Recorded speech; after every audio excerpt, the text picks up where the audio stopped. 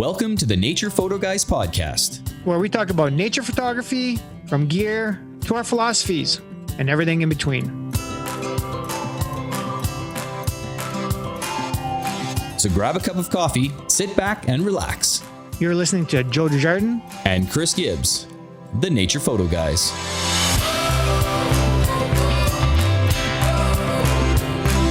Hey guys, welcome back to the Nature Photo Guys podcast. We are super excited to be joined by an educator, speaker, and an award-winning photographer whose photography spans multiple genres. While her career began with concert photography, taking her across North America to shoot multiple bands and festivals, in 2015 she shifted her focus from the stars on the stage to the stars in the sky. Night photography has become her favorite genre, and it goes hand in hand with her landscape and adventure images, as she is driven to capture unique scenes that inspire a sense of wonder and appreciation for the wild places surrounding us. Her photos have been published in national and international books and magazines, and as a workshop instructor, is passionate about sharing her knowledge and creating memorable experiences. Please join us in welcoming to the show, Monika Deviat. Hey Monika, how are you doing? Good, how are you guys doing? Good. Welcome to the show, the Nature Photo Guys podcast. We're super excited to have you here. Chris and I, hey, no problem at all. I know we've talked, a few times about getting you on here, but, schedules is one thing. You chickened out a few times, and so we finally got you on tonight.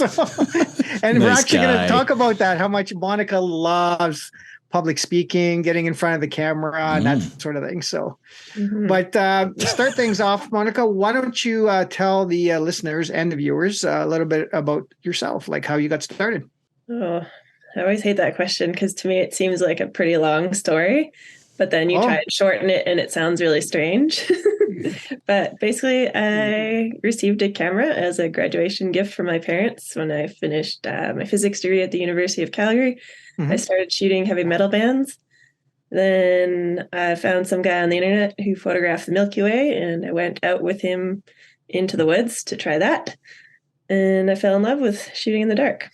So that's the very, very short version. That's the very short, condensed version. That's like, let's get it over with so we can go into the next question.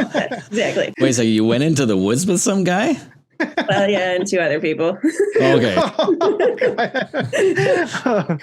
Okay, so I guess that's how you got into photography. So, tell us a little bit about your career before photography then. You said you graduated with a physics degree? Yeah. And I worked in oil and gas for about 5.5 years. And I was laid off. And then I decided to just run with my two businesses. So there's the photography, and I also co-own a pole and aerial studio in Calgary called Aradia Fitness Calgary. Oh, cool. Nice. Right. Okay, so we're going to have the link in below, guys, on the video here.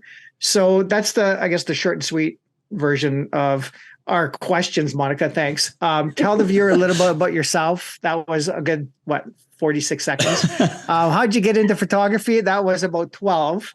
So this is going to be a really quick podcast. So we better drag these questions out here. So, well, I got a question. You said you started with like heavy metal concerts. Like what type of concerts did you do that for a while? Yeah. So I probably did that for almost 7 years, fairly exclusively. Like I'd shoot some portraits and weddings and that kind of stuff in between and start experimenting. But in terms of like anything in nature, that happened in about 2015. But yeah, I started with just shooting like local bands, like really terrible, dingy bars with barely any light. And then I started working for a friend's webzine, which is called Pitch Black. It doesn't exist anymore. And that's how I got to shoot some of the bigger bands, started getting my name out there, started making connections and stuff. And I photographed some of my favorites like Iron Maiden, Judas Priest, Venom. Nice. Yeah. Iron Maiden. Slayer. Wow. So it wasn't it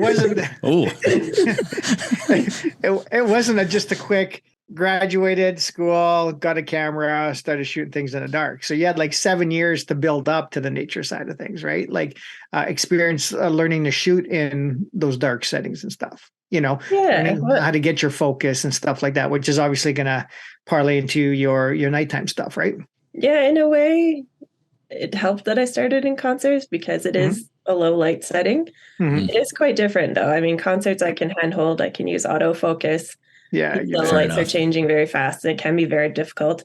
There's those bands that love like the really dark, evil look, which means nobody can see them. And Yeah. expects you to get pictures of them, and you're like, well, available light, guys. Yeah, exactly. But in terms of like having the equipment to be able to then just relatively easily transition to night photography, I mean, I already had everything I needed almost. So that segues into what gear do you shoot? I know it's okay. I'll let you say it. It's a bad word, but okay. Oh, what is it? Bad word? Nikon? Oh, it is Oh, my Nikon. goodness. Oh, damn. My ears. So have you shot Nikon right from the beginning, or? Yeah, my parents got me a D90 as the. Oh, okay, cool. Yes, I just upgraded everything from there. Yeah, and that's the thing. I mean, I've shot Canon forever. I've shot Lumix too. Chris has shot Fuji, but I think the majority of his career has been Canon.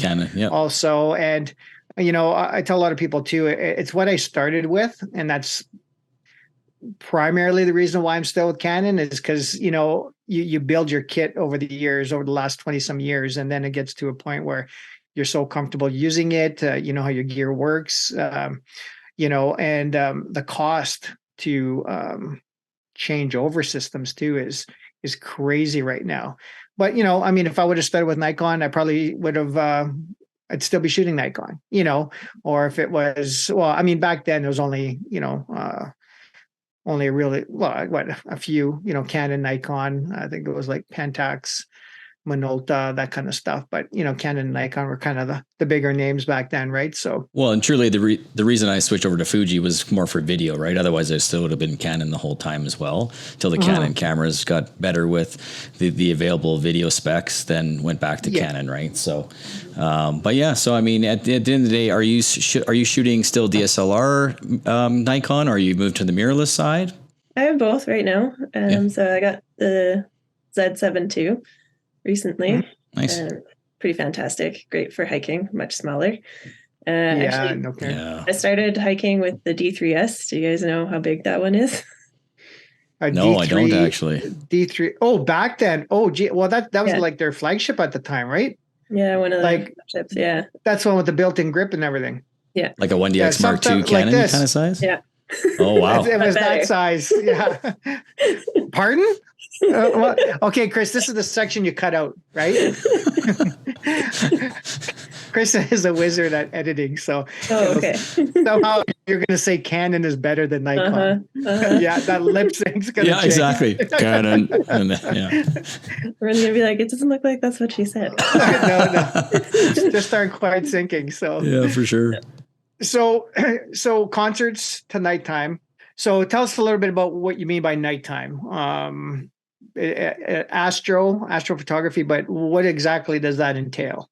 We see something sitting behind you or behind you up on the screen. So obviously you love to shoot auroras, but what does it all entail? Like what other subjects do you shoot in the night sky? Yeah, so I shoot, I guess it would be considered wide field stuff or nightscapes. So where the landscape is a big portion of the image too. I haven't tried yet doing any like deep space objects or anything like trying to photograph a galaxy. But I do like to shoot the Milky Way with the landscape, northern lights, constellations, star trails, even just like pretty starry skies. Yeah, for sure. Nice. So, another segue into the next question. And so what's your go-to lens for that? The lens I use the most and my favorite is probably the 14 to 24 f2.8 Nikon has. That's a Nikon. I also hear a lot of Canon users like to get the adapter to use that one. Oh, and I have to agree with you on that one there. And that lens has been around for a long time, and it is one of Nikon's, I think, top lenses. Like it's one of their sharpest mid-range zooms too. I think like it's just all the friends that I have that shoot Nikon just rave about that lens. So I totally get why you're shooting with it. Do you shoot any primes, or is it just the one zoom, the 14 to 24? I have a 21.8 as well. So okay. one. Otherwise, I have a lot of Zooms, mostly because, well, that's what I had for concerts. I needed the versatility. I know some people like their primes because they can be faster, sharper, but I do like the versatility, especially, for example, sometimes I'd be shooting from a mosh pit. So my distance to the stage could change. If I was right up front with no barrier, that's fine, because then you've got the crowd pressing you into the stage. You're pretty stationary. That's all right. Of course, the ideal is to have a photo pit where there's a barrier between the stage and the crowd. Yeah. So have you ever shot being ridden, like, you know what I mean? Like pushed on the hands? Have you shot from there? No? I don't think I'd trust That'd that. be cool. Touch the GoPro. Maybe that's why sometimes you got closer to the stage, right? So. Yeah. I don't know if I trust that with my camera gear. Maybe someone would. Yeah. Are you still doing concerts to this day though, or? Yeah, every once in a while. I mean, things got very slow with COVID, obviously. For but sure. I did just shoot last month the Bay Strikes Back tour with Death Angel, Exodus, and Testament. So for those that are familiar with their Bay Area thrash, it's a good show. So do you ever run into, now back in the day, maybe they're still around, I don't know, but Gore was pretty popular back in the day. I don't know if you know who they are, but anyways, they used to throw like blood and stuff on the crowd. Yes, I've photographed them. Have you? Okay. Now what do you do in those situations with your camera? Like how do you protect, that's going to happen. So do you obviously protect your gear? So basically, you just have like a rain jacket for your camera. Okay. I do not remember the technical term for it, but there are like coverings for your camera. Yeah. Mm-hmm. Yeah. And then concert photographers know that if you're too protected, like you, not your camera, Guar will target you. Target you? Okay. Fair enough. Oh my God. I basically showed up in like what I would normally wear to a concert, assuming it would get sprayed with whatever they spray. But they're, as long as they don't think you're being a wuss, I guess, they'll leave you alone. Too funny. Wow. Funny. Yeah. Wow, that sounds fun. Great time. The shots from those shows are fantastic because they're fun and outrageous. And I can imagine. If you don't know the band, it's basically a bunch of aliens. Like they're dressed up as aliens, and it's a huge stage show. Oh, is it? Oh, okay. So it's Gore, like Gore. GWAR. GWAR. That's Gore. Like Guar. Or Guar. Yeah. I thought Gore, like, is in GORE. Like, okay, so it's Guar. Okay, cool. All right, cool. So for those, we should include this part. But when they had a female member, Volvatron, I got to send her some physics questions because she's a computer scientist in real life, which was just fantastic. Wow, that's cool. We're definitely including this. Yeah, that's awesome. That's awesome. I'll have to check if that interview is still up somewhere. But my physics buddies and I, we just laughed so hard at her answers. It was pretty tough because I was only allowed to send her like a handful of questions. And so, you're trying to ask physics questions that people can understand, but also prompt her so that it's like funny and outrageous. So yeah, she did a good job.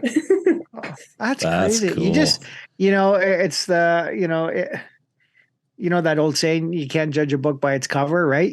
So you have this heavy metal group, and their underlying professions are not what you'd think, right? Are they a professional stage band? Like, do they tour all over the world and all this kind of stuff too? And that was like her previous job, or is this something that she was doing both? Or Kim was only in the band for a little bit. Okay. But yeah, the band does tour and stuff.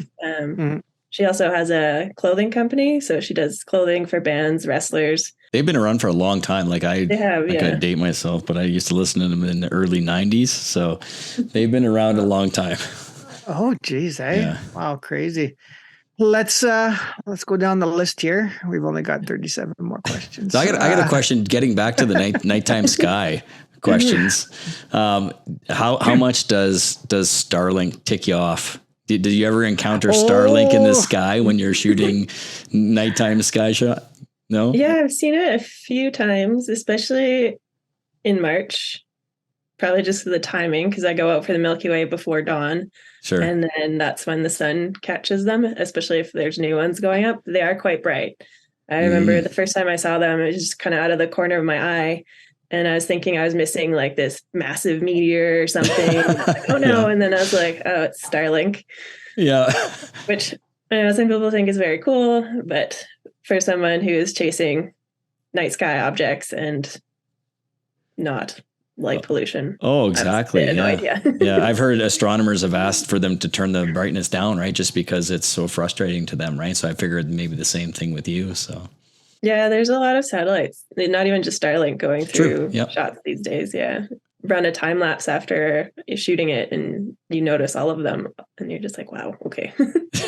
So do you usually keep those in your images, or do you try to remove those, or just leave it the way it is? In a time lapse, I might leave them because that would be a lot of work. Yeah. Oh, to yeah. try and Yeah. get rid of them. But for like an image that I'm editing that's just going to be presented as a single shot, yeah, I'll probably edit them out. Yeah. Fair enough. Well, Chris, when was it the fall that we saw? Yeah, we were that in the row Rockies. of like 52. So, Yeah. so there's a couple of different things, right? Because the one we saw was at a specific time, and it was a row, and they were spaced out evenly, right? And they came right above us and went right over. Yeah. And then when Monika and I did our workshop in Waterton, I said, "Oh wow, look at that! That's cool." And I think it was Monika and one of the other participants just kind of looked at me like, "Oh, that's Starlink," as like, because I had no idea, right? Sure. And Yeah. so they're kind of like, "Oh yeah, that's kind of just ruined that picture." And I'm like, "Oh, what is that? Like a meteor or something, right?" Because I'm not an astro guy, right? Yeah. You know, so but it was two different forms of it, I guess. Like, because the one Monika and I seen, like, it was just kind of like it was only like one or two, like it was just going across the sky, where the one you and I saw was almost like a train of satellites. Like it was right? horizon to horizon, lasted 4 minutes, and went from horizon to horizon, all spaced evenly apart across the sky. And I think I know when they're launched, like they're closer together, so they almost look like they're all jammed in a little section as well at times. So, oh, maybe that's what we saw then. Yeah. Yeah, so that probably was Starlink when you see like basically a train of them. Yeah, that's when it's going up at first. Yeah, and then the singles can be, who knows. Oh, exactly. Yeah. Well, Chris was on an app that said when Starlink was going to actually come above us, and it was right to the minute, right, Chris? Yep, like bang it was on. right bang on. So it was kind of neat to see. Like I said, you couldn't have had it any more perfectly spaced out, right? And those, what, I don't know, 50, 60 of them or something like that, just coming right over top of us, right? So for sure. Yeah. It was pretty cool. So so Starlink, I guess, how do you deal with what am I trying to light pollution? Light pollution? Yeah, you try and get away from it as much as just you can. avoid it. Yeah. Run sometimes away. You can't. Sometimes you can't. Sometimes you're shooting in between, you know, sometimes you get those cars in the shot, right? Or you know, depending, I guess it all really depends on the direction you're shooting. Sometimes you can't get away from it, right? No, and even like when I've been way out in the backcountry, you know, there's not really anything nearby. You'll still get an airplane going through your shots, right?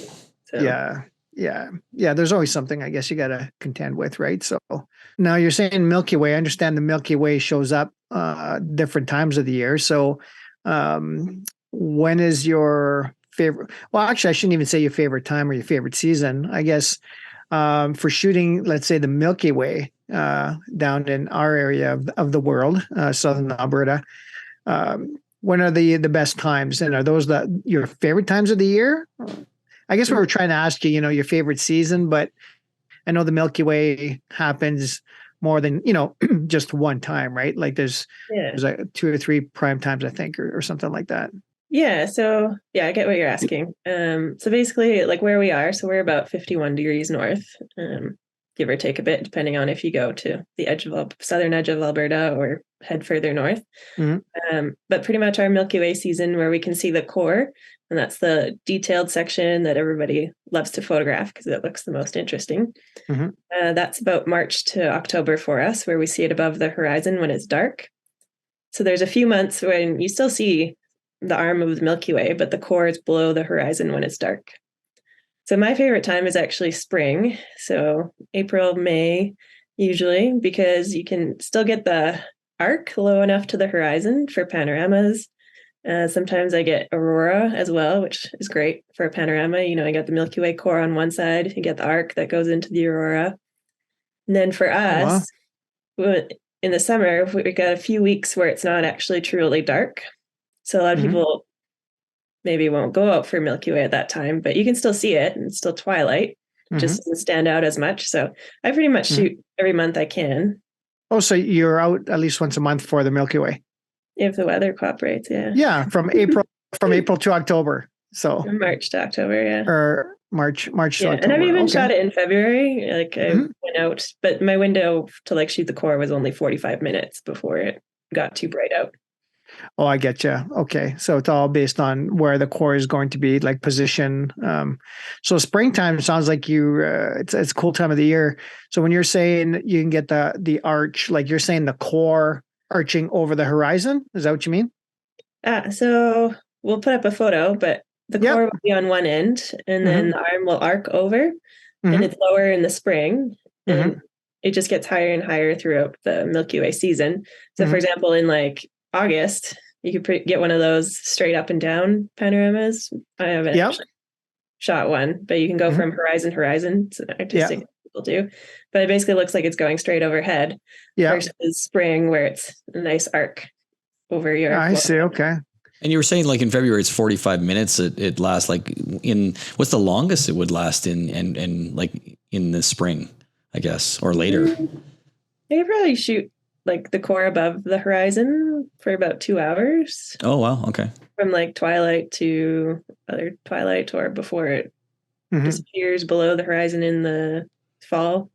Yeah. Gotcha. So you're not rushing as much. You're able to prepare and plan and be there longer and get more shots, I suppose. Yeah. I guess one thing with doing night photography is it does help to plan ahead so that you know where you're going, you know how things are going to work out, and then work fast. I don't know. No matter what, I'm always working fast. Yeah, I suppose. Yeah. You don't know how long it's going to last, I guess. So what apps or websites do you use to plan? Yeah, so I like PhotoPills. I think you guys use that one too, because there's a lot of features in it, not just for night photography. It's a really good app.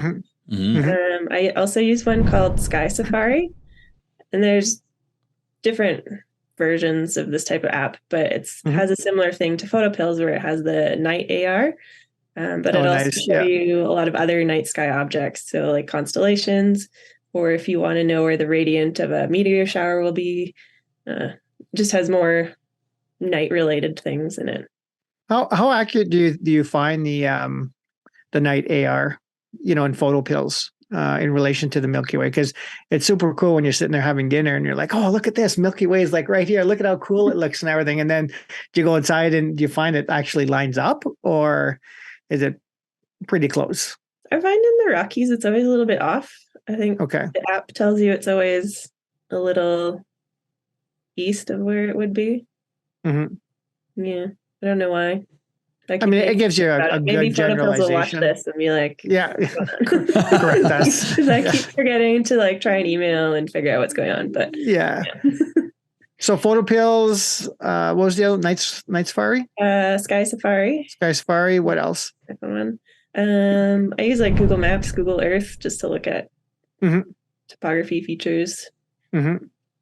Was it you that showed me a couple of apps for weather, wind? One was called Windy. Yes. I think it was. Yeah, for weather, I pretty much use everything in hopes that it tells me what I want to see. So yeah, there's Windy. There's Ventusky, Astrospheric. I use AccuWeather sometimes, just the Weather Network. So you're finding an app that's going to tell you that it's okay to go out and shoot, right? No matter what all the other ones say. This one says it's honestly it's not 80-kilometer winds in Waterton. No, it's 8. So I'm going out. I'm going to shoot because this app says it. I don't care what the other 17 say. Yeah. Okay. Yeah. So basically, I kind of cross-reference all of them, and if I'm paying attention, so if I'm going out a lot, I do kind of watch all of them and see which is the most accurate.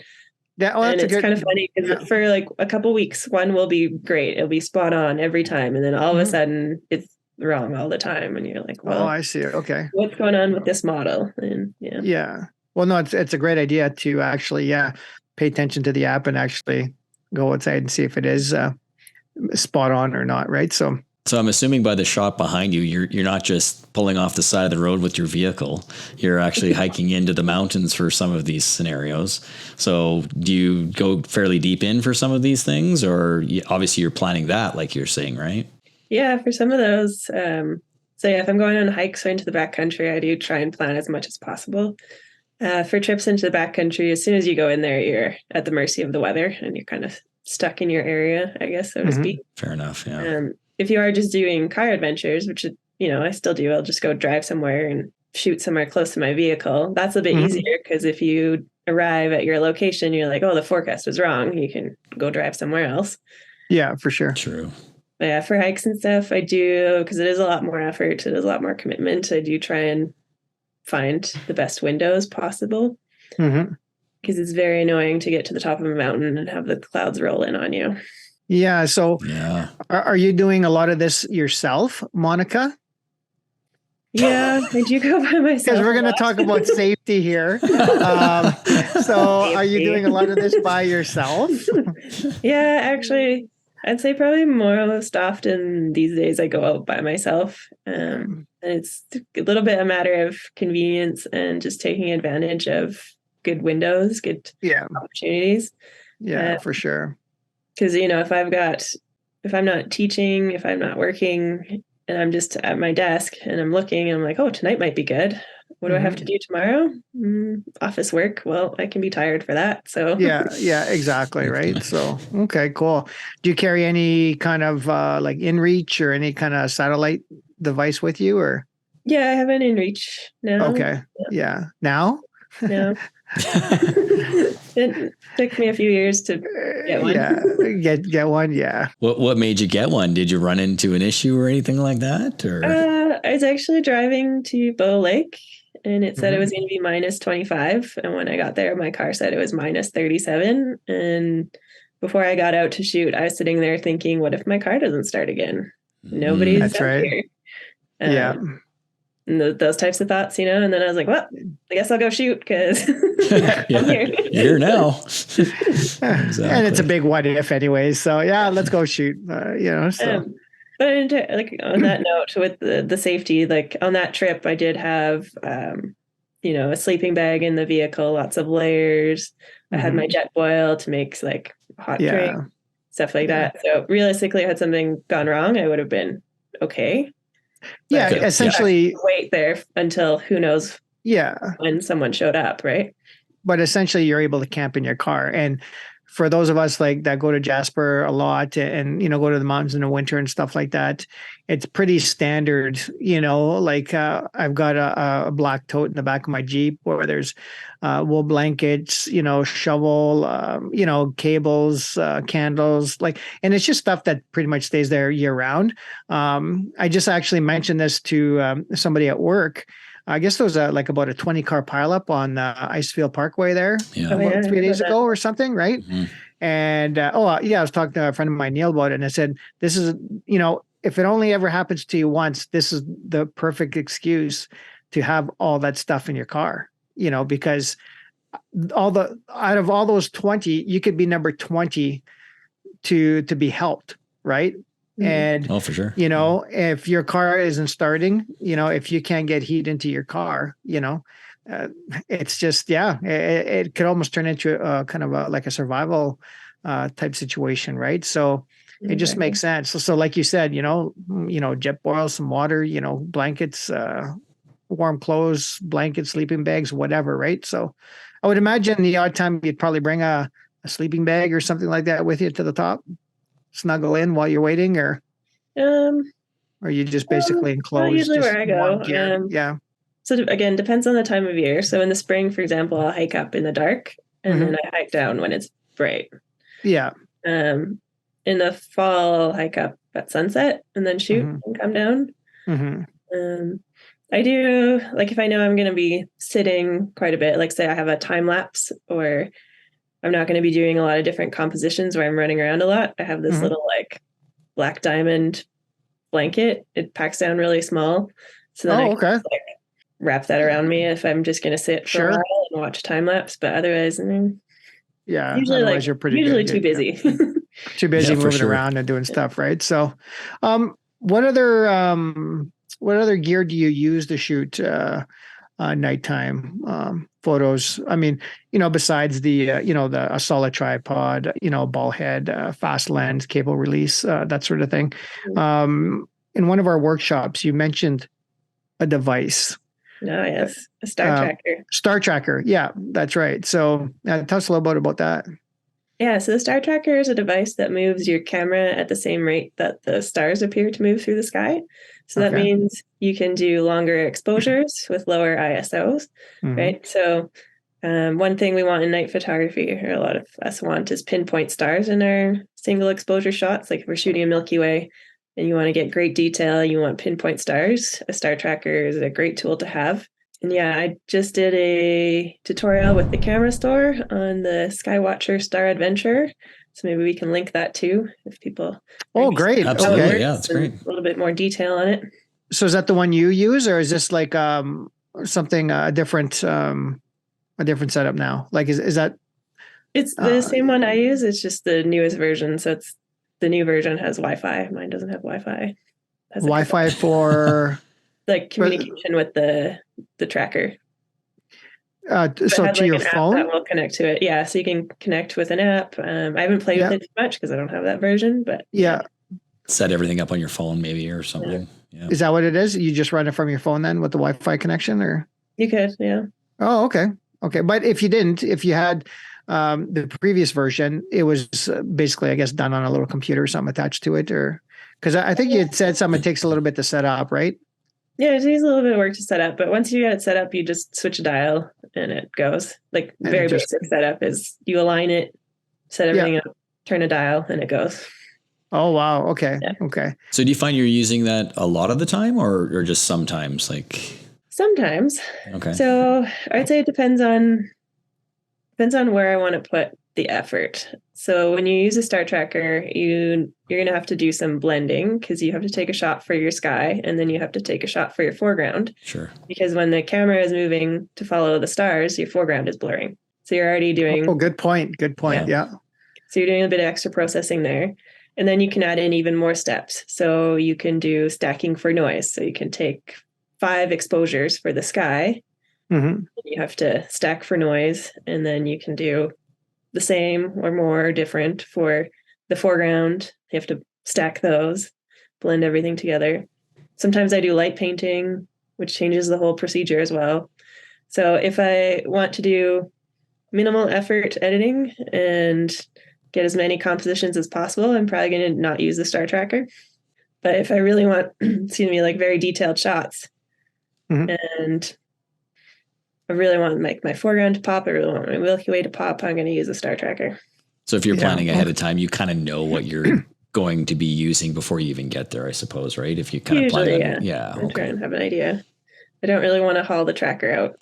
Yeah, for no reason. Yeah, because it's basically like another camera and a bit.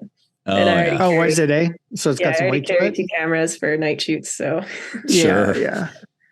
Well, we'll definitely link the tutorial for sure. That'd be a good one to check out. I know you'd mentioned it in our workshop briefly, and you'd also mentioned too that it's not the end of the world if we got these little comet-like things you were talking about, like little tails or whatever it is. What do you call them? Little. Yeah. So if your stars start to trail, essentially, so instead of looking like pinpoints, they'll first start to look like rectangles. And of course, you can do intentional star trails. So that's when you see, like, for example, the concentric circles, stars moving, right? But a lot of times for single exposures, we want our stars to look as what we perceive them, which is just like a pinpoint of light. Correct. Yeah. But when it comes to single exposures, I would rather have a little bit of star trail and get more light into my sensor. And if I really want pinpoint stars, then I'm going to use the star tracker. Okay, cool. No, that's awesome. Is there anything else you would suggest for gear or anything, Monika, as far as doing that nighttime stuff? Yeah, I think that about covered it. I mean, I think the biggest thing is a good solid tripod and a fast lens, right? And what I mean by fast lens is a large aperture, like 1.4, 1.8, 2.4, 2.8, whatever they are, right? I mean, actually, I don't have a lens that's any faster than f4. I actually traded in all my 2.8 lenses, the 24 to 70, the 16 to 35 to the f4s because I'm old and I wanted to reduce the weight. I wanted to reduce the weight, but it didn't really help me all that much when it comes to night photography. But I mean, I still ended up with some pretty decent stuff at f4. So just had to bump up the ISO a little bit more than what you'd probably normally want to use. Most of it was up around 3,200, I think, for our workshop, right? So, and it still turned out pretty good, I think. Yeah. And I mean, it's always a kind of give and take with all your settings, especially with night photography. So it depends on your gear. So with my camera, like I'm comfortable at 6,400 ISO for my exposures. Like I'm fine with the noise there. And if you only have an f4 lens, like you can still get good stuff with that, right? Yeah, well, yeah, for sure. And it's something you want to do and invest in. And with your f4, you could get a tracker, right? Which I think we were looking at. The full package deal is like about 600 Canadian from the camera store, which is less than a whole lot less than a good and lenses. And that's the other thing. And I think I might throw this question Shane's way too, because I think he uses he's got a lens he uses for astro. Oh, I think is it Rokinon or something? Yeah, Rokinon, right. And I think I don't know what the aperture is, but so it's not like a brand name, Canon, Nikon, that kind of stuff. It's a Rokinon, and I heard they're really good for the astro stuff. They're really fast. I think it's actually a manual focus lens. It might actually have a manual aperture ringer. It's like it looks like a solid old school lens, Yeah. Now, that's kind of what I perceive by just looking at it. But Shane swears by it and he just loves it, right? So, I mean, that might be another option for me too if I decide to get a little more serious with it. Getting a fixed a prime is essentially what he's shooting. I'm not sure what his focal length is on that, but if you had to choose one, Monika, what focal length would you choose? As opposed to having all these like a 14, a 20, a 24, like, you know what I mean? All these primes. If you had to choose one, I know, right? Probably depends on the situation, I'm guessing, right? It's really hard. No, Chris, if you had to choose one. Make her choose one. Okay. Choose one. I can have all of them. With a 14 to 24, yeah? I know if you had to pick one, would you think more on the wider side, like 14 or something? Well, okay. So I guess that's one thing I'm trying to decide what to do right now, because I do want another astro lens, and I think I want it to be a prime one. Mm-hmm. But I'm stuck on, do I want it to be really wide, like a 14 millimeter? Mm-hmm. I think it's a 1.8 that there is. Mm-hmm. Or do I want like a 24, 1.4, which would be like for Milky Way a little bit more zoomed in on the core. Mm-hmm. I can't decide yet. So guess you'll just have to get both. Oh, yeah. Or do I get like a 135 millimeter and do crazy panos, right? Like, oh, wow. Well, you're not helping, Monika. I said one. Like, I asked for one suggestion. Now you're making things even more confusing because, maybe that 24 might work. Okay. Oh, now I have to get into stacked panos. But isn't that the problem with photography in general? Like you're always constantly debating back and forth. Do I need this lens or that lens? But if I get this lens now, you're like, I should have got that lens. And right? Well, actually, before I forget, the question about high ISO and noise. How do you reduce noise in post? Like, are you using like a denoise? Are you stacking for noise, or you said you're happy with the noise at 6400 with your Nikon? Are you still doing noise reduction later, even though you're happy with it at 64? Or? So my favorite way to do noise reduction is stacking. So taking a series of images, everything, and using a program to remove the noise after. I find that's the best. Then there's programs like Topaz, the denoise. And there's in the Nik collection, there's like the Define. They work pretty well. But I find like if I'm going to do noise reduction, if I really want a clean or as clean as I can get night image, I'm going to go this route. But a lot of my single exposures too, like I've printed those ones that are like shot at 6400 with minimal noise reduction. And again, they look good when you step back from a print as you're supposed to. Obviously, if you stick it up to your face, you're like, oh, there's all the noise. But so when you say stacking, you're just taking multiple exposures. And from what I've read, are you taking a solid black image too? Like you're putting a lens cap on? Is there a technique where you use that too, where there's like a black frame incorporated into the editing to remove noise? So when I do my noise or stacking for noise, I don't do the dark frames, but I'm doing wide field stuff. So I find it's sufficient just to take the shots and then use those. But I know if you're doing deep sky objects, the whole process is a lot more complicated. And I think it is very strongly advised that you have like dark frames and light frames, and oh wow, okay, a lot of data you're processing to get in like the for example. Okay, cool. So I don't think people realize how involved these images are when they see them. Like that sounds like extremely involved to create these images. So it take a lot of time. I think, I spent an hour editing this stacked tracked pano, and then I think about the people that are doing their deep sky objects and they're collecting data for a day or weeks, or some of the astro guys. Oh my goodness, jeez. But some of the stuff I see now just blow. It almost looks like it was done in Photoshop. It almost looks fake. The stuff that they're getting now, it's absolutely insane, the detail. So what do you do besides photography? Do you have any other hobbies other than, chasing bands? Well, your business, you have your business, tell us a little bit about your business. Yeah. So the first, I guess, aerial art I started in was pole dancing. One of my physics buddies took a class and convinced me to try it with her. And it was okay. I wasn't really taken by it. It was like a fun thing to try. We tried another studio, and I think I got a little bit more intrigued because it was more strength based. Okay. And I saw a guy do a human flag where oh really? Okay. Out perpendicular to the pole, and I was like, I want to do that. Cool. That was a very long process to get strong enough to do that, but it's a bit shifty right now because I haven't been training as hard, but I can probably still bust one out if I need to. Yeah, right on. Yeah. And then I started getting into some of the other apparatuses. Like I tried silks, aerial hoop, and aerial straps, which is one of my favorites. And I also did rope cord. And and at my studio we teach pole, silk, and hoop.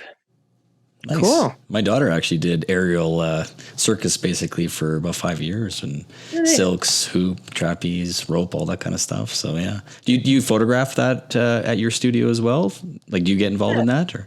So that kind of got mixed in as well. I started photographing my students, kind of experimenting, studio lighting essentially, and so now I shoot that. My studio's actually set up really well for it because. We have our truss. I can set up my backdrop off of it, and so it's really easy to set up lights as well and get good shots of people. So the answer is no, I guess. When it comes to hobbies outside of photography, it sounds like photography ties back into everything. And I was just going to say that. And I think that's like most photographers too. You can somehow find a way to incorporate photography into pretty much anything you do, right? Even if it's a matter of taking out your phone for, a few snaps or getting some video. So, that's okay. There's a question. What are your thoughts on video, Monika? Video? Oh, yes. I've been looking at that because... What's that? I've been looking into video because I feel like I should do YouTube as well. Hey, it's the way social media is going. I mean, it's, Chris and I have seen it firsthand over the last year, where we used to get thousands of likes on photos. You'd be lucky to get 150, 200 now. But, we post some of these goofy reels I posted a reel of a pika running through, and there's a voiceover saying, oh my God, I want to take him home. Like, throw him in the truck, throw him in the, that kind of stuff. Right. And I'm up, over 330,000 views on that. Yes. And yet I got 150 people looking at a picture. It's just, and this is Instagram for you. And I mean, Instagram told us this, when that they're no longer a photo sharing app, right? So, I mean, as much as I've really pushed back against video, it's just the way to go, I think. And I mean, with your time lapse, Monika, your adventures, all this kind of stuff, I could easily see you doing like reels and short video clips for social and all this kind of stuff, right? So, and YouTube's doing the same thing, right? They're starting to monetize shorts, which are basally reels coming in January, right? So, yeah, they're really going to short form content now. That was something I seen the other day, watching a YouTube program where starting January 1, YouTube's really going to push for short form. Not to say that long form content isn't still necessary, or they still want that, but the short form stuff, I guess people are really drawn to it.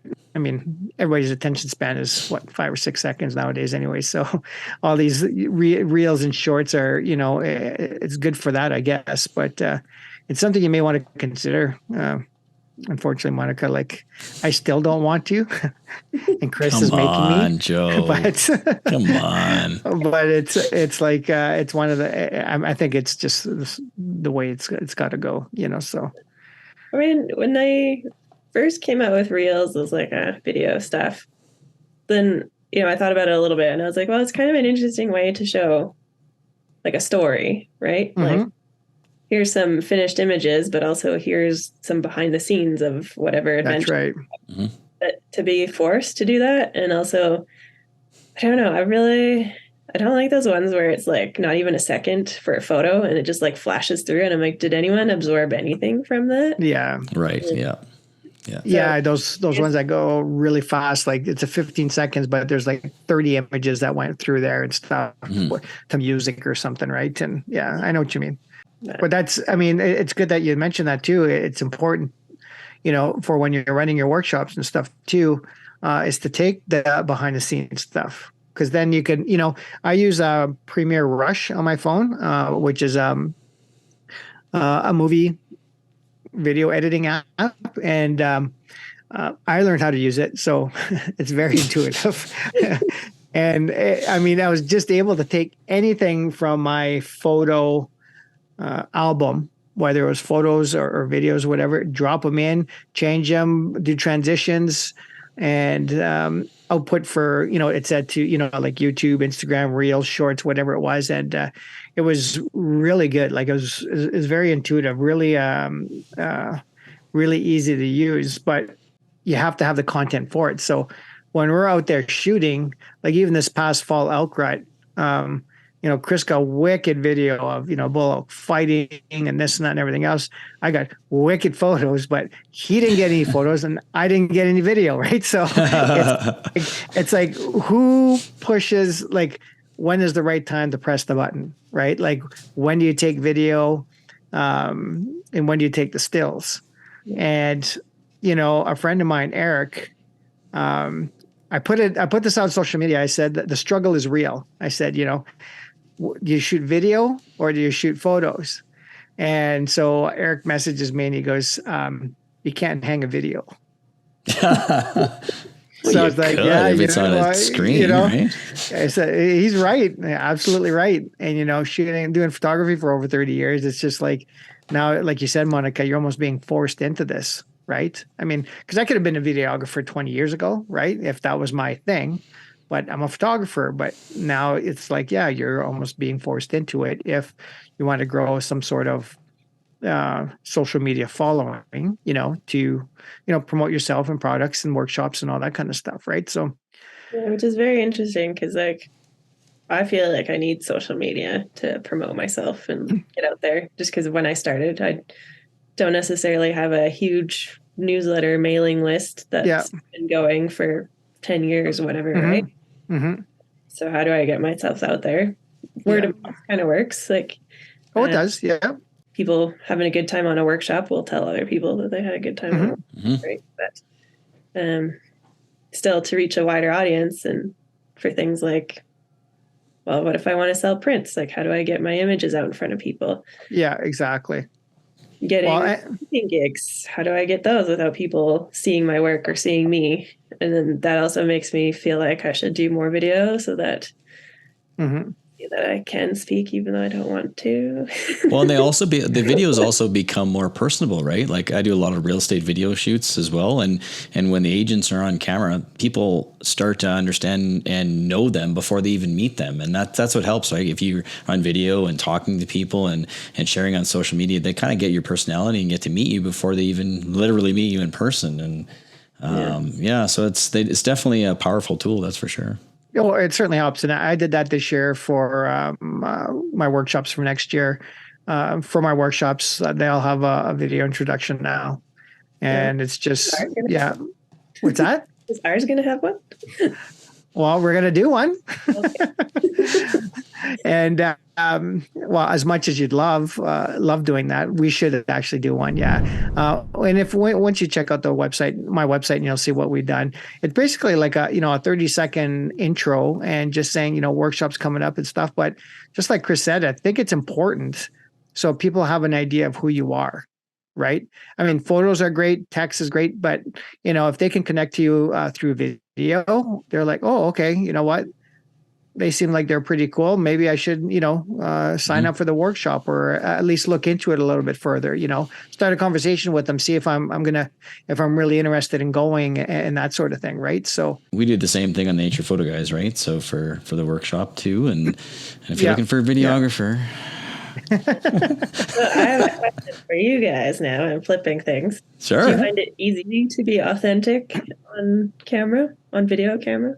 I think so. I mean, so basically, well, as you saw at the beginning of this recording, it takes 2 or 3, 20 times to get the ball rolling. But, as the audience is going to see or hear, there's going to be maybe one cut, and that's basically because my video froze due to my internet connection. Right. So it's like, we're all being authentic here. We're just having fun. We're having a conversation, and that's important when you're doing video.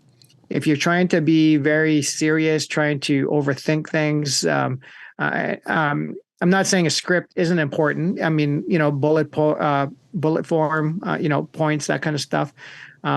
Sure. I mean, like even some of the more technical videos like Chris and I did, like Chris had his iPad.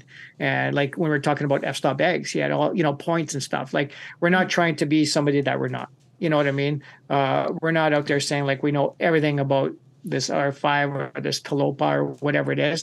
It's like, well, we need the spec sheet with us. So we're going to take the spec sheet and we're going to read from it because we don't know.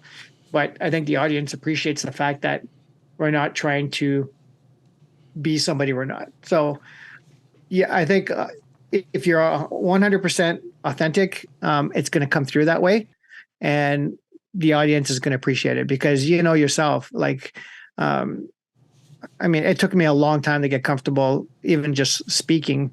Even before we did the video stuff, even just speaking on the podcast before we went over to YouTube, and but when you think of it as just being a conversation and just relating information, I mean, I think it's just as easy as that. So you have to be authentic, I think. Hey, Chris? Yeah, I'll add to that. I work with video people. I record people every day, like in the real estate industry and other industries as well, and small businesses. And I just tell them, I mean, video can do a great service to the individual, but it could also do a great disservice to the individual.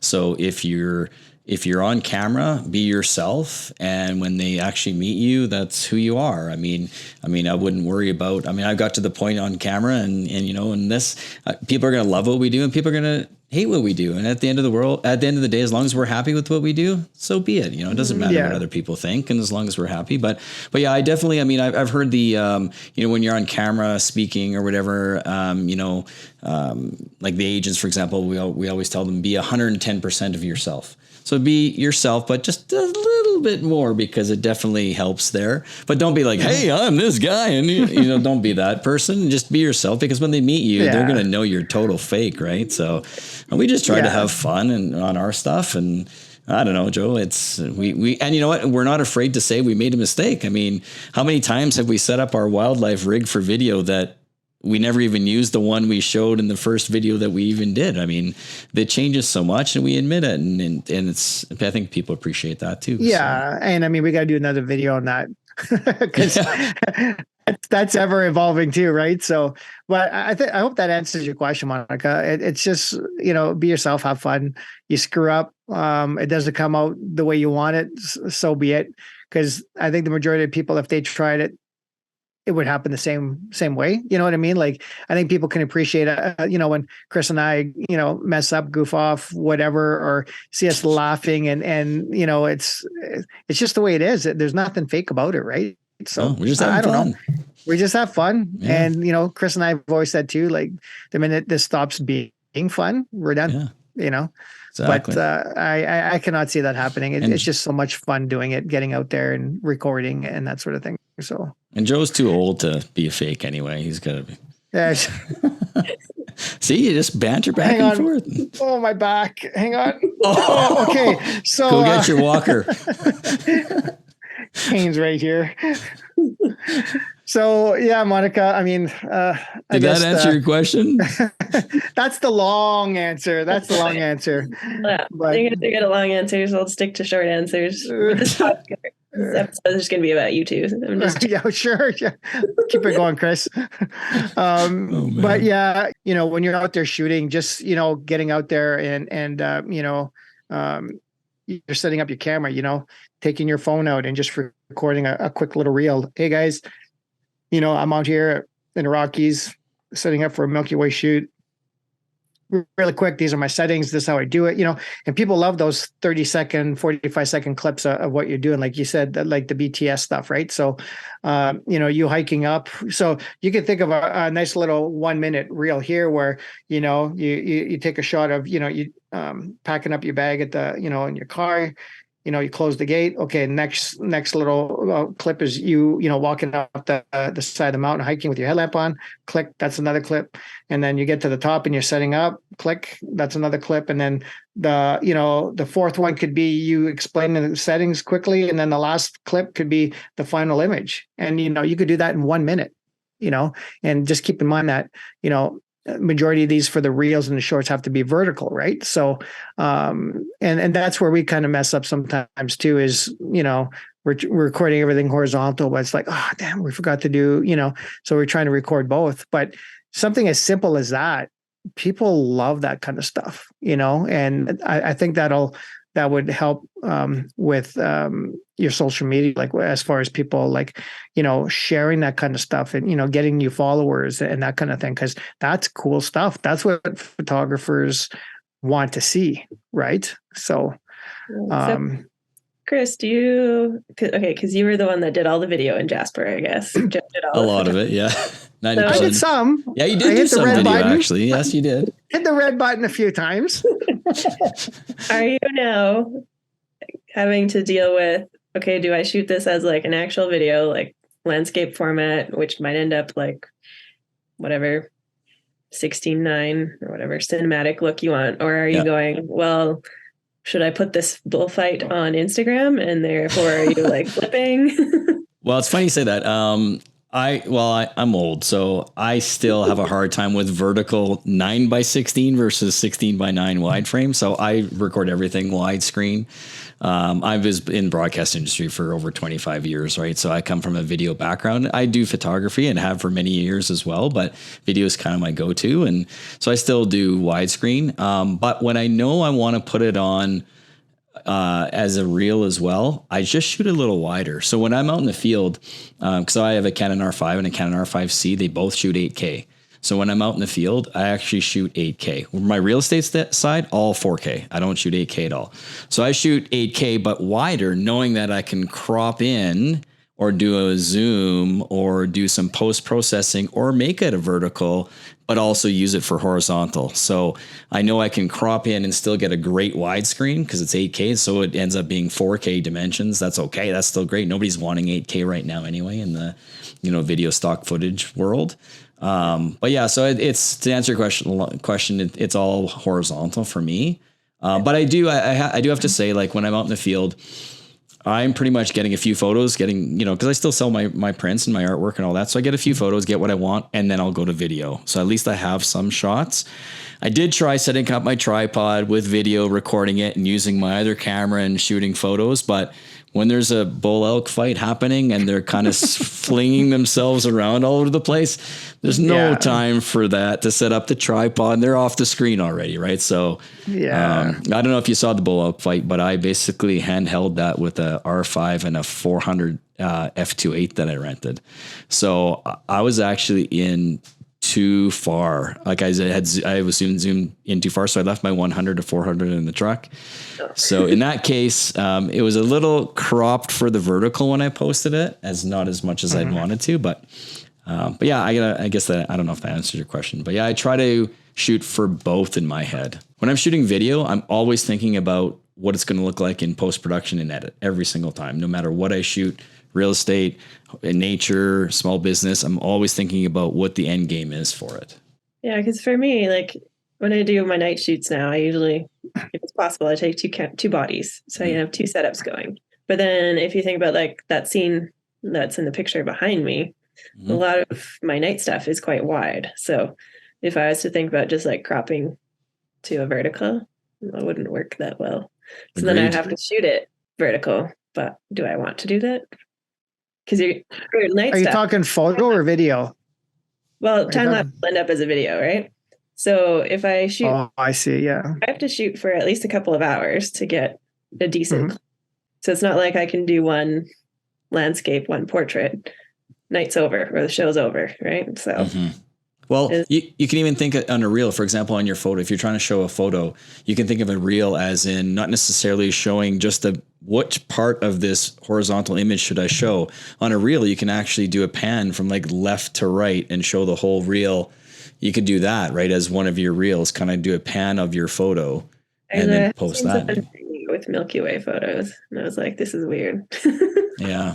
But at the end of the day, some things aren't meant for vertical 9x16 either, right? I mean, this is true. Yeah.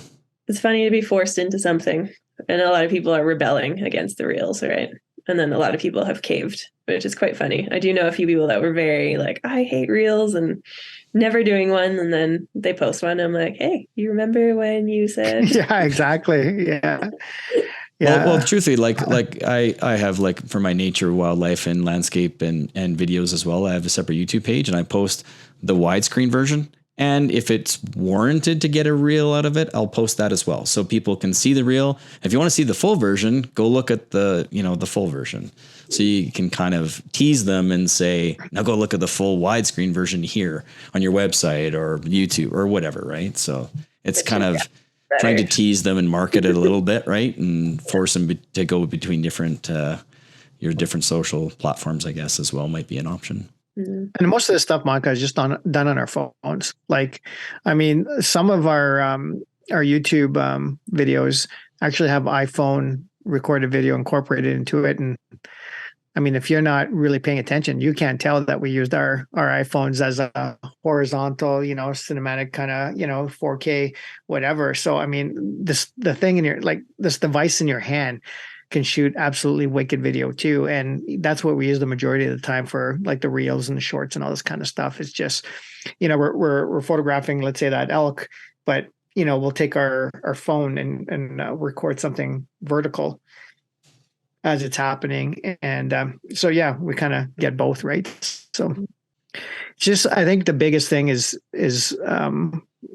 changing your thinking and realizing that you got to start taking more video if that's the way you want to go. Like if that's the way you want to go, but it's like, oh crap. Okay. Yeah. I should have took a video of this, or, oh, I'm doing this anyways. I might as well just, talk about it for like 30 seconds, that kind of stuff. And I think that's a good start. And at the end of the day, if you feel forced into do it, you're not going to have fun with it. So then maybe you don't do it, right? So you don't want to force yourself into something you're not going to have fun with. And because truthfully, like I said with the video, it's going to come across that if you're not happy, or if you're like, for example, when I'm filming people, if they're like, hi, I'm so-and-so. I always try to have fun with them and do something fun and goof around. And then, okay, now let's do it. Do it again. They're like, hi, I'm so, and if you just start, I got to do this, and it's just going to come across like that. So, yeah. Yeah. No, I've been thinking about video more. Partly as a way to get myself out there. It is another way to market. But also there aren't a lot of women that are doing like sure, stuff yeah. like that. So maybe open some doors, I guess. Bulldoze with my big shoulders or something. Well, we've seen all three of us were at Light Chasers, and Victoria did a presentation. She did some behind the scenes video. See, that was pretty cool just to see, just even if you have somebody else just videoing what you're doing, even you don't even have to be speaking, right? Even that. And it was all done on her phone. Yeah. It was all, and you could tell the cool. video. It was a vertical. It was, all the behind the scenes stuff, and that was awesome. So if you have any questions, we're here for you. So. Good. Oh, absolutely. Yeah. It's the reality of it, I guess. That's the way social media is going. So, Monika, Nikon has approached you about speaking at the Banff Mountain Film Festival coming up, and probably by the time this is aired, you've already done it. But that must be a great honor for you, and we know how much you enjoy speaking in front of people. But I've seen you speak before, and you've done amazing. So, you're looking forward to it? Yeah, I am actually. I was very honored when Nikon asked me, and quite excited. I don't know. To me, it's a big deal, especially having gotten into mountain things so late, really. And I'm actually going to be telling the very long version of how I got into photography and then from, shooting stars on the sky. It's an 1.5-hour talk. So not like nice. Wow. Do you know if it's going to be recorded? I don't think so. Oh, okay. I was just curious. I thought maybe if it was, that's something we could also link for the listeners here. So, but you got to be super stoked. Yeah, and starting to get nervous because it's a few days away from when we're recording this. So, you got to see me at Light Chasers, which was my first in-person presentation in a few years, and I do get the nerves. You did amazing. So. Oh, 100%. And you know what? Just like anything, the more you do it, right, it's going to get easier. So hopefully there's a lot more of those presentations for you coming up. You did, like you said, you did the one for the camera store too and stuff. So, it's just finding those opportunities, speaking in front of as many people as you can. And it just becomes second nature, right? So. At the end of the day, you were picked for a reason, right? So they obviously saw something. So you're a great speaker. So. Yeah, I guess so. Or people just like seeing me suffer. Oh, jeez. I never thought of it that way. Yeah. Shane, who puts on Light Chaser, he's my friend. He knows how I feel about this. You can see the pain in her face. It's like, what? No, that's awesome. So we got a few more questions here, Monika, that are, kind of the, I wouldn't say they're, standard questions, but, we like to ask our guests, what advice would you give to somebody that wants to start out, doing astrophotography, getting into photography, maybe a little bit later, later in life, that sort of thing.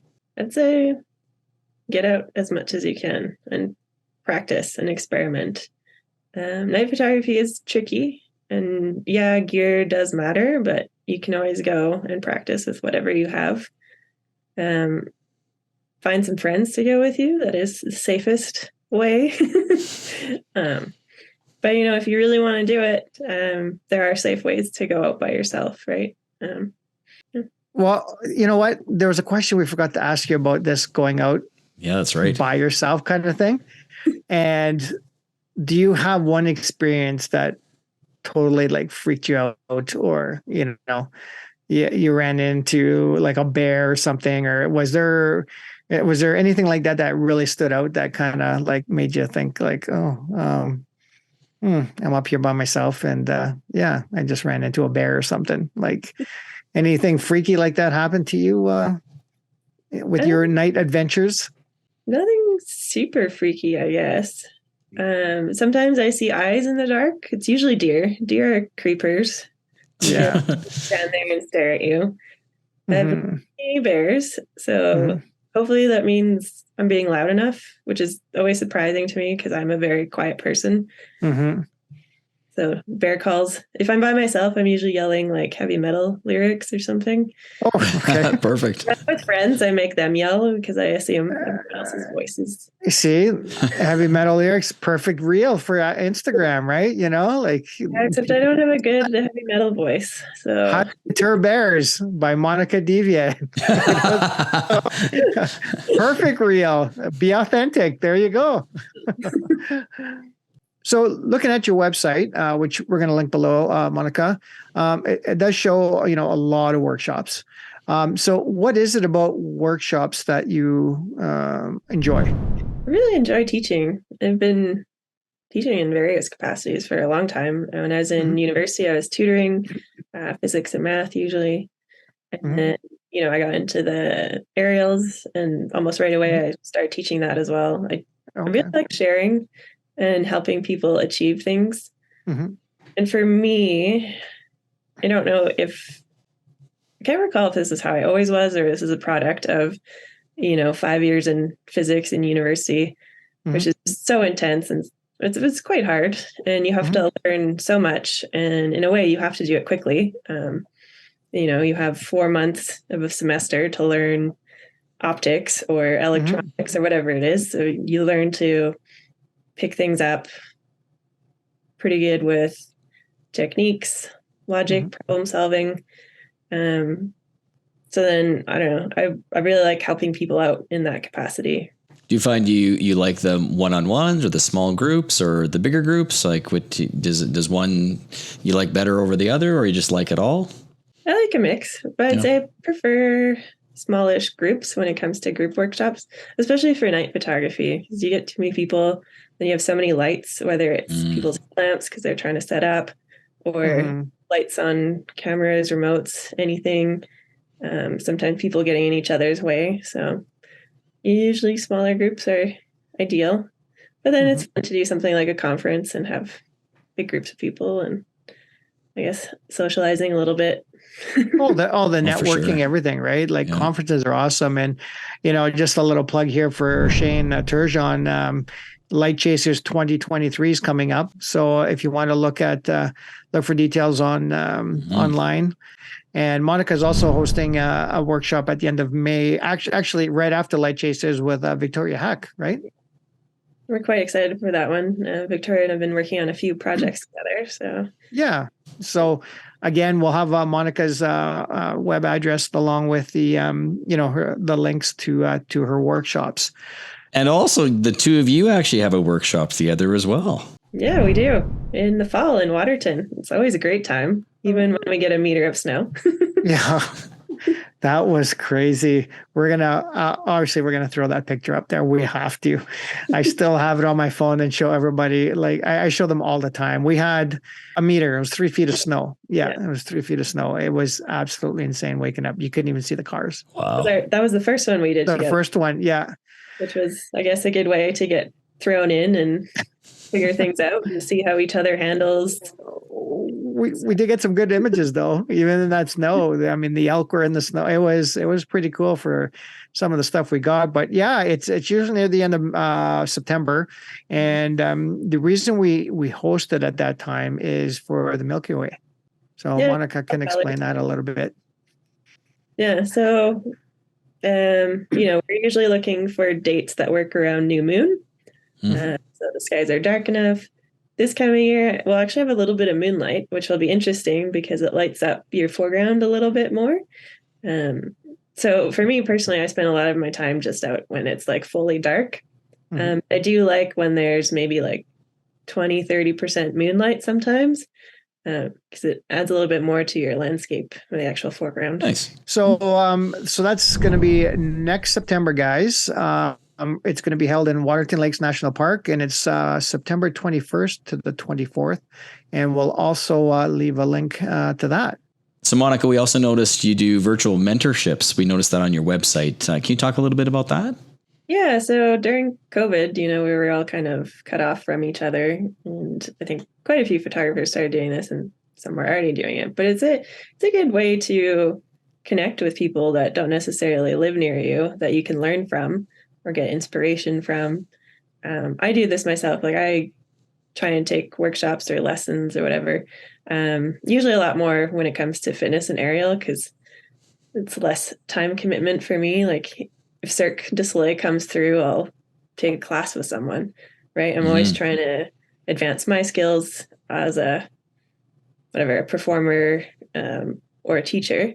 And same with photography. Like I've done workshops and taken courses with people. It's great to get inspiration. It's great to be able to chat with people, get out of your head. And honestly, every once in a while, sometimes you're like, oh, they're just telling me what I already knew. But sometimes you honestly need someone to tell you that. And sometimes you get advice that you never would have thought of, right? So 100%. Yeah. No, I totally get that. So do you have any mentees right now or?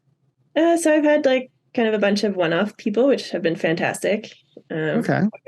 I love chatting with them and learning about them and helping them out. And then I do have 2 mentees right now. I put together this year mentorship programs for Indigenous photographers. Yeah, so Nice. I just want to help promote diversity and help give people some opportunities that they might not think of or even try for otherwise. Oh, good for you. That's awesome. Excellent. So I guess we're going to wrap things up here, Monika, with this. Do you have, any last words or thoughts or anything at all you'd like to share, before we wrap things up here? Yeah, I think we covered a lot. I guess I'll say I'm always happy to connect with people, whether it's on social media, send me an email. I have lots of resources on my website if you need some help with, a lot of night photography resources. So you can always check that out. And I want to say thank you to Chris and Joe. Thank you for having me here. It was fun, actually. Oh, hey. Well, thank you, Monika. Pleasure. That's great. Pleasure was all ours. Absolutely. Really appreciate you finally, finally hooking up. I understand everybody, we're all busy and that sort of thing, but you were at the top of the list there, Monika. So really appreciate it. And thanks for listening, guys. And we'll catch you guys in the next podcast. Thanks again. Thanks for watching. Thanks, everyone.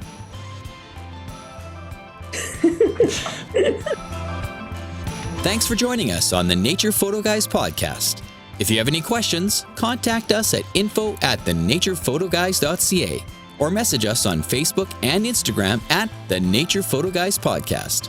Visit YouTube and subscribe to our channel to watch all our latest videos. Or follow and listen to our latest podcast on Apple Podcasts, Spotify, or on our website at thenaturephotoguys.ca.